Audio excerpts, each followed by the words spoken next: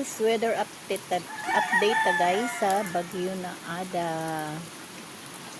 So maulan na morning guys. Kagabi pa siya nag-umpisa umulan. So until now.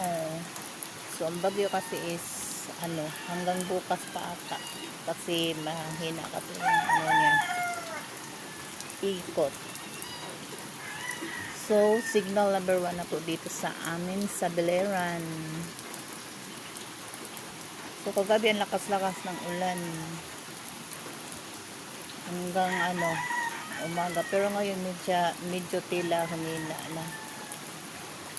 Yan. Kita nyo yan guys, yung yan.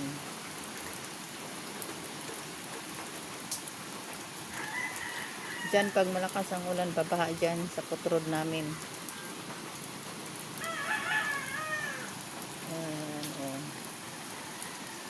So, keep safe tayong lahat.